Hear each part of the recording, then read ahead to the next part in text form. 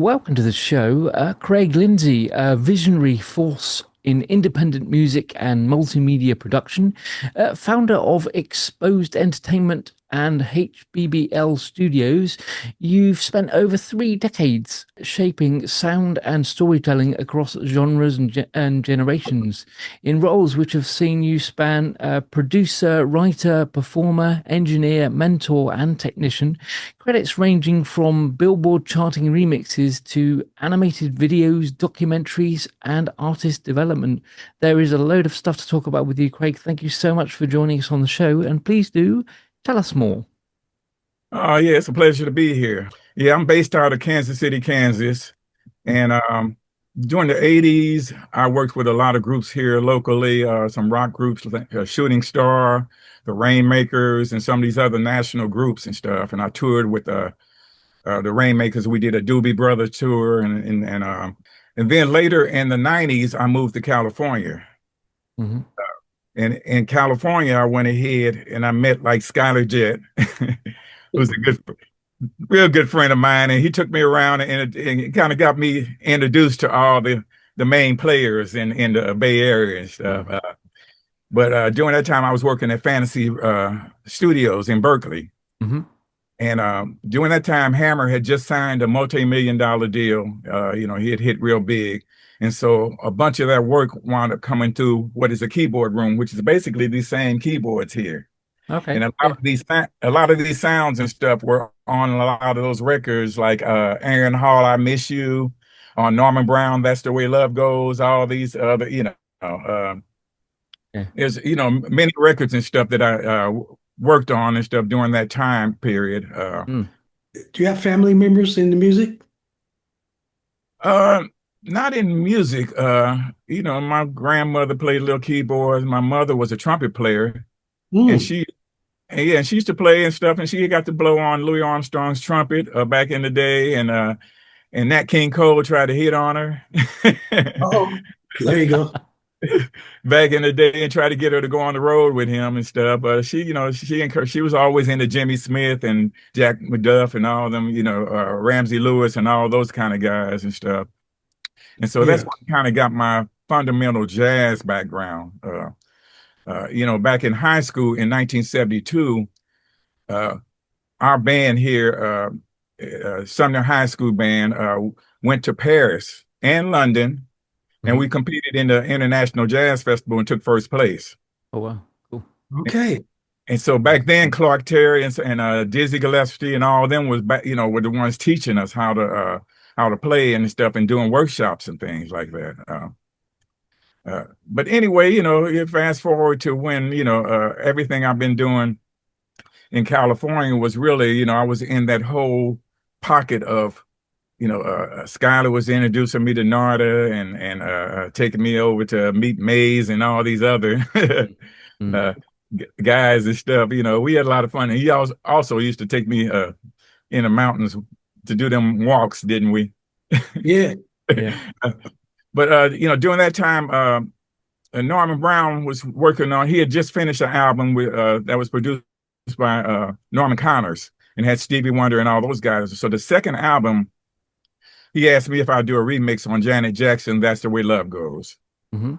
And so I went ahead and did Mhm. that, and and it wound up going to the top of the charts, and doing real well for him. Kind of almost launched his career, whatever I could say it almost did.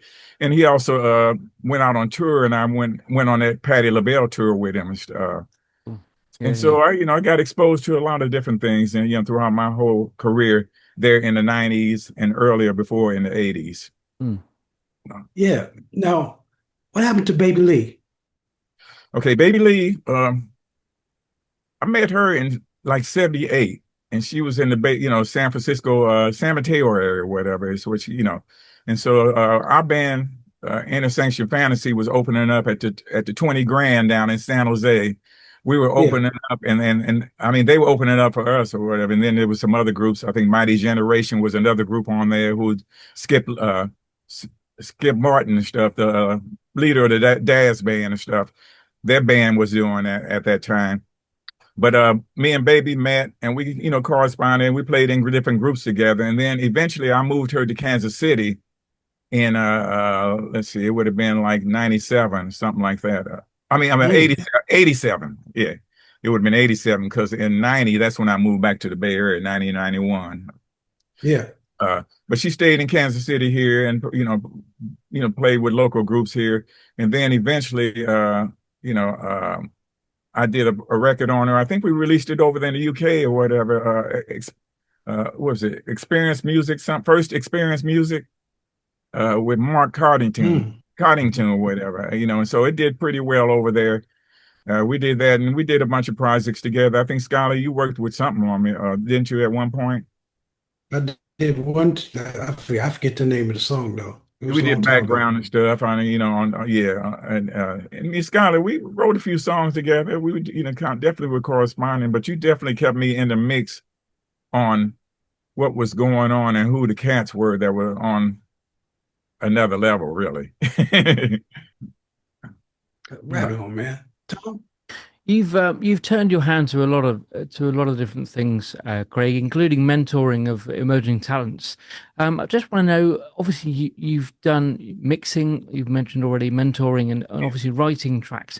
Do you have a sort of favored one thing or another, or do you just love doing it all, or is there one thing particularly out of that lot that you really love doing?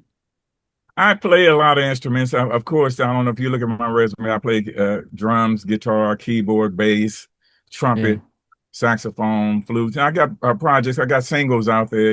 If you look up my name, you can find all type of projects. I have this one song I did, Wes Montgomery's "Bumping on Sunset," where I played every instrument Yeah. live on there and Oh stuff. wow. It's Okay. on YouTube, and you can check that out. I'll But check I it. enjoy teaching and passing on what I do. I've been Mm. mentoring the guys here. There's a Joe Black. He's been, I mentored him since like 2009 or whatever, and then he went out and started producing Ariana Grande. He started, working with, everybody that you can think of. That's Justin Bieber and a whole bunch of other people. And Anthony Saunders. He's been Mm. doing same kind of people or whatever. Yeah. And bass players playing with Layla Hathaway and all. So I've been trying to put my hands and Yeah. pass on a lot of what I've been doing to the Kansas City community. My music teacher, Leon Brady, kind of taught in us to give back. Mm. Yeah. And so I wanted to make sure, I think Skyler and them, remember when everybody was leaving out the Bay Area in 98, in the late 90s? Uh, Yeah. I decided to come back to Kansas City. I had the option to go with Tara and them. They were going to Atlanta, and they were working with Destiny's Child and all those folks, and Beyonce. Some other guys, I think Steve Russell and all of them were going back to LA, and they were working with, the Troop and stuff. And he was writing for everybody there. He was part of the Underdogs during that time, writing all the big records for Tyrese and all those guys. Mm. And I think Wiggins, Dwayne and stuff, he told me, "Why are you going back to Kansas City?" I said, "Well, that's my hometown. Mm. And I promised to go back and give back to the community because Kansas City has a wide amount of talent here. It's known for the Mm. jazz with the Charlie Parker and all that kind of stuff. But there's a real wide amount of musicians here or whatever. But Yeah. they don't get the opportunity or there's no type of industry here that I was exposed to by Skyler and the rest of the Bay Area musicians there and stuff. Yeah. Okay. Excellent. Tell me, what do you think about social conscious music, and who would have been your favorite artist?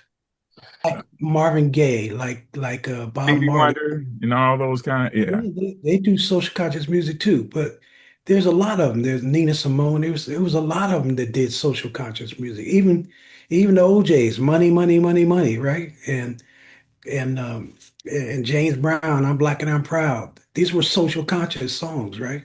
Yeah, I mean, I tried to teach. I got a young guy and stuff. He started out 14 here, Amari.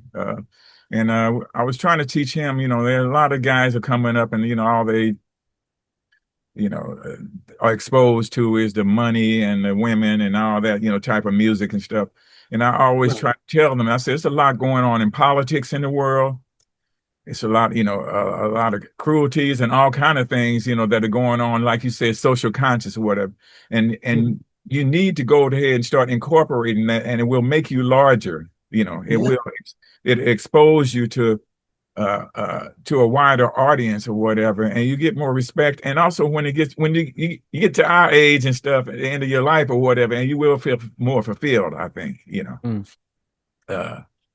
But have you written some social conscious music? I just actually I wrote a song with AI, actually, a new one and stuff, talking about division that I haven't released. I was getting ready to release it last month and stuff.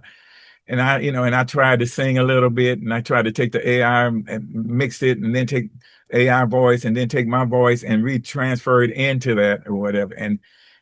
But I had asked AI a question. I said, from your perspective, from what you've been trained by humans and stuff, how do you see the division that's going on in the world? Mm-hmm. And they wrote a real good, I mean, I was like, wow, this is, it's, I mean, it's AI, but it was what we, how we see things and whatever, and I said, okay, let me take this and put my music to it and do this or whatever, and try to interact it, change a few lyrics here and there or whatever, and go ahead and interact it and create this song. So that is one I've done. I'm trying to think of other things I've done. Most of the stuff over the past 5 years or so, I've just been doing remixes. I did one, I did a Mercy, Mercy Me, and I got Marvin's voice on there, singing it. Oh, wow. I'm playing saxophone lead on it. Yeah. And so that's been released, and it's doing, actually doing well. And I actually get a couple of little pennies of royalty and stuff from it. Yeah. Some pennies. Tom? Well, since you brought it up, Craig, well, I just wanted to know your thoughts then on using AI for writing, helping, and generally for production, I suppose. Is that the way you see sort of writing going, or the industry going particularly, or do you think there's plus points and sort of plus and minus points to it? What are your thoughts? It's here, and it's not going anywhere. It's just accelerating. And I'm deep into it because I'm doing animation. I'm doing characters, and I'm wind up. I see it as a tool, and that's the way, and the way me and the guys work and stuff. We see it as, okay, I got this here, but how can you take it to another level? Because it's expensive. When we were doing record projects and stuff, you had to have $100,000 or whatever to do an album or whatever. Because by the time you hired musicians and paid them or whatever, and this and studios and everything, but because everything has been come to this point, you can kind of, if I got an old song that me and Skyler did or whatever, I could take that song. Now I could load it in AI and just say do a remix of it. And it will keep, and then it gives you how much percentage do you want to keep of the original? Okay. And so I say 90, 100% or whatever. So it will do that, and then I want how was style wise. So you can do that. So my guys are doing things like that, and then we're going back and we're having the musicians replay because it comes up with all the things that are high end producer and stuff, and in collaboration with different people would come up with.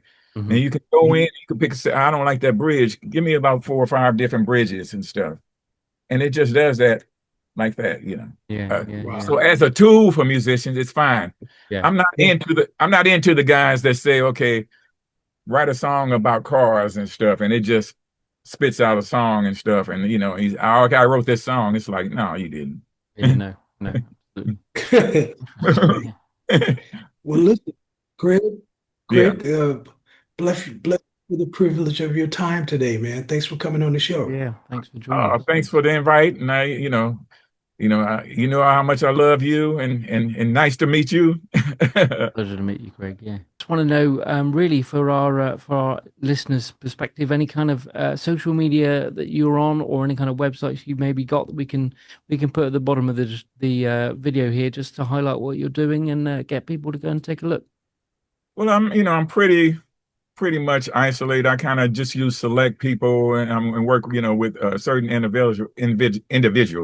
The CWL produce if you go to YouTube, you can see that, and from there you can see a lot of my connections with it. But you also, I think in my bio, I think I gave some contact information or whatever. If you type in Crayge, Crayge Yep. W, and Lindesay, Lindesay. If you type that in any Google search or anything or whatever, you can find ways of getting in touch with me or seeing what I've done, because it's kind of become more widely known. Yeah. At this point. All right, great, great stuff. Thank you. Thanks so much, brother.